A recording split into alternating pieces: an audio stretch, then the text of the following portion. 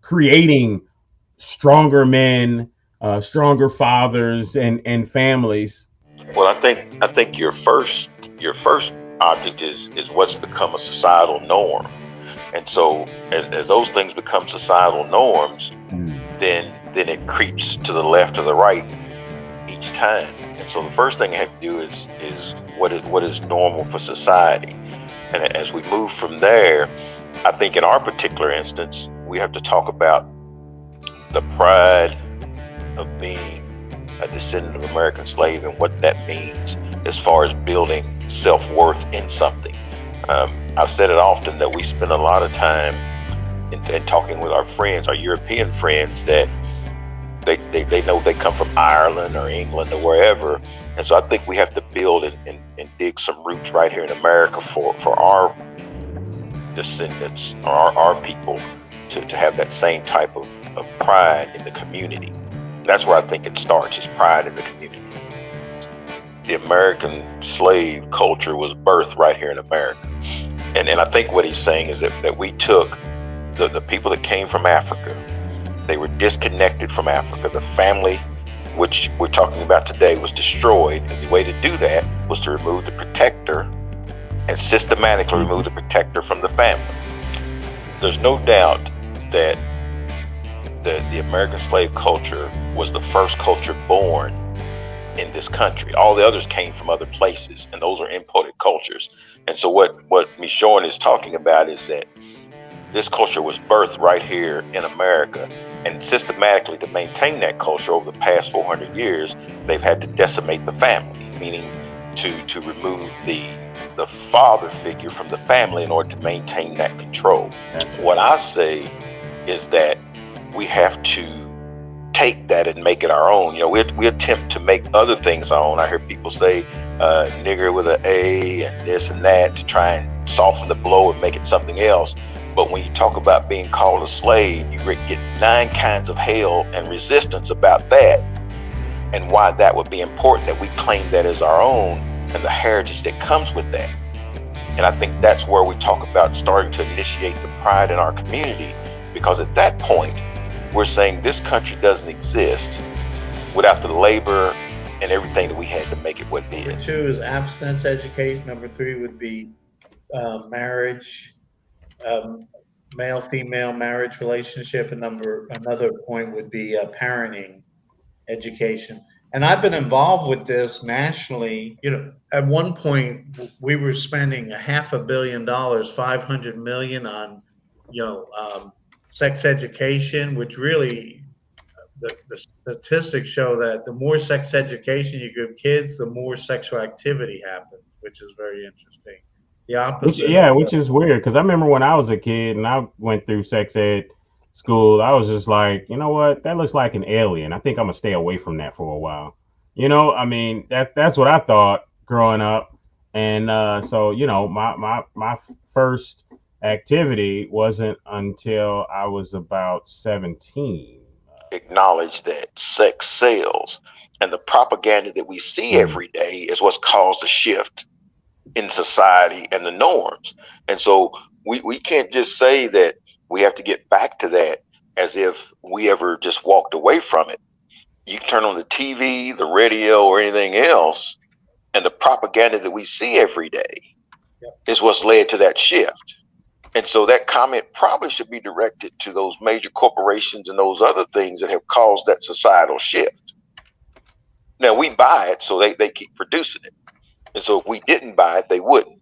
So some of it does rest with the individual. But when you're bombarded with that stuff every day, right, then the societal norms will shift. And that's what we're seeing, Yeah. right? Because Yeah.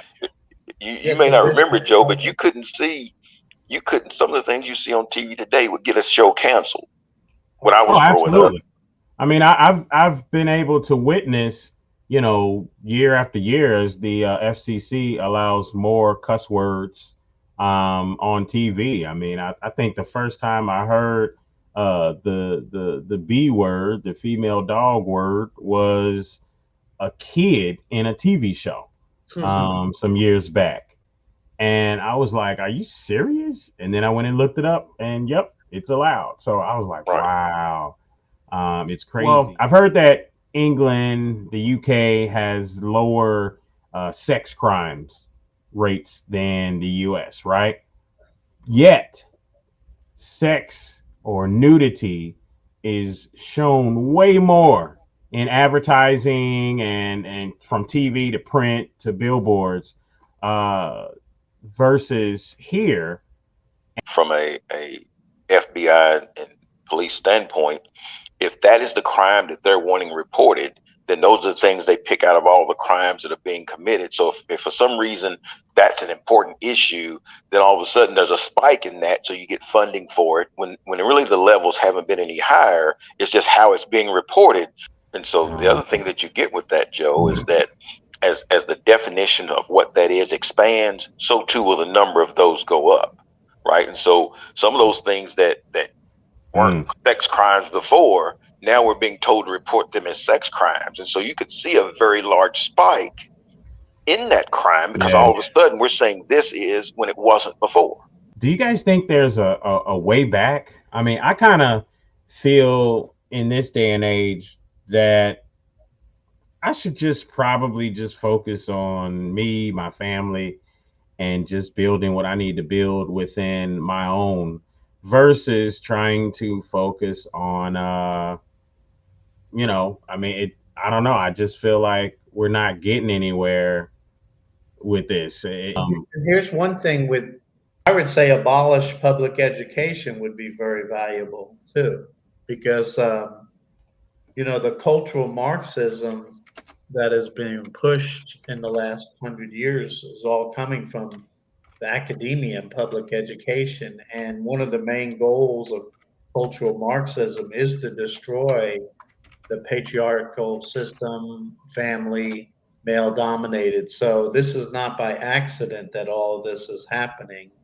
And, they dominate academia like 95 to 1, so 95 to 5. So, if we were to do away with public education and let families choose their own, not do away with, but we hear about the defund the police. I started a discussion to fund public education in America and let families and guardians decide if they want to send their kid Well, to we public tried that education. already. We tried that already, Peter, and there was no distribution of resources that made that possible. So we've already tried that to let education go its own way. And what we found is that everybody that looks like you got all the resources, and everybody who was like me got whatever they felt like giving us when it was No, left over. That when they created parochial schools, right? So that you didn't have to go to school with me, and then you could get those things over there. They let parents decide that. When Brown versus Board of Education came out, many parents decided that. You see, and they slow walked the system so that we didn't get any of those things then. And so what you're talking about now is taking public education away and the money that goes with those and wherever the parents decide to send them. okay. Let me. Frederick Engels. Karl Marx was a German. Frederick Engels was an English person. But when we talk about the new neo-Marxism, became very popular in the 1960s with French Marxist intellectuals, and it spread to Yale University, and now it pretty much dominates all of Western education, not just America, England, Australia, and the vast majority of academics adhere to neo-Marxism, and and one of their tenets is to destroy the nuclear family of males. They see the biggest problem as patriarchal societies run by males. So one of the goals is to dismantle that. And they're pretty open about it. So this is this is pretty well known. All the recent studies. There was an interesting gentleman who was he was a liberal from Santa Cruz University. He was saying 50 years ago, when you looked at academia, it was about 3 to 2 center left or center right professors. Right now, it's 48 to 1. So you got 48, progressive academics to one conservative, and that's even though he was a center left gentleman, was that that's very unhealthy for any society that you have such an unequal balance. So when we're talking politics or policies or what have you, it's conservative versus liberal viewpoints, as opposed to just sitting there saying Republican or Democrat, because no Republican is fully conservative, and no Democrat is fully liberal. It's impossible. You can't both.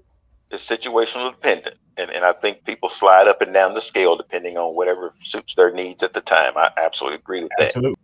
You can say if you're a registered Republican, you're a Republican. If you're a registered Democrat, you're a Democrat. If you're registered independent, you're independent. That's different than ideological, conservative, liberal, progressive, you know. Yeah, so those are two different things. I mean, Absolutely. if someone says they're a Republican, they're a registered Republican, that's indisputable. That doesn't mean they agree with I mean, everything. I know, but again, to me, that does. I mean, okay, what I'm saying is we have to do away with this terminology of saying Republican and Democrat, because that would mean that you're all encompassing everything that comes along with No, it. no, it just means you register. Model of public education. He was seeking a way to change unruly children into disciplined citizens. That system that he brought back from Germany still exists today.